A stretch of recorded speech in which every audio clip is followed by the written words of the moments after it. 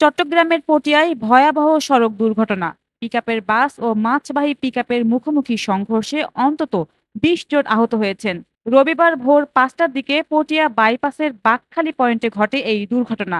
কক্সবাজার থেকে ফেরা ঢাকা যুব উন্নয়ন ফাউন্ডেশনের পিকনিক বাসটি বিপরীত দিক থেকে আসা একটি পিকআপের সঙ্গে মুখোমুখি সংঘর্ষে নিয়ন্ত্রণ হারিয়ে খাদে পড়ে যায়।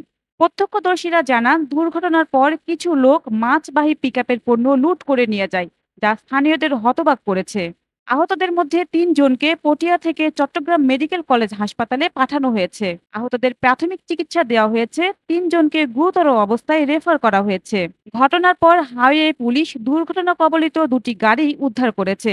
বাস ও পিকআপের সংঘর্ষে পিকনিকের বাসটি উল্টে খাদে পড়ে যায়। আমরা গাড়ি দুটি উদ্ধার করেছি। পুলিশ জানিয়েছে, দুর্ঘটনার কারণ তদন্ত করে দেখা হচ্ছে।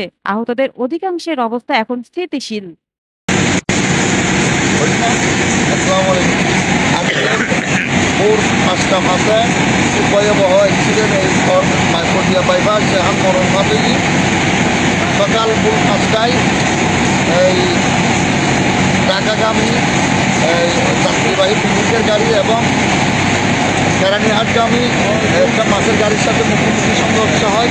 এই সংঘর্ষের দরুন অনেক মানুষ ক্ষয়ক্ষতি হয়েছে, কের হাত পা ভেঙে গেছে।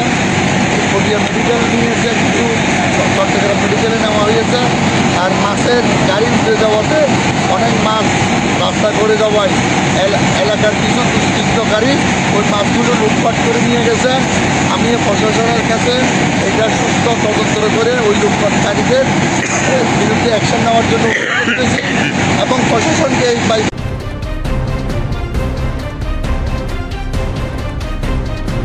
জেড টিভি বাংলা, নতুন ভাবনায় প্রতিদিন।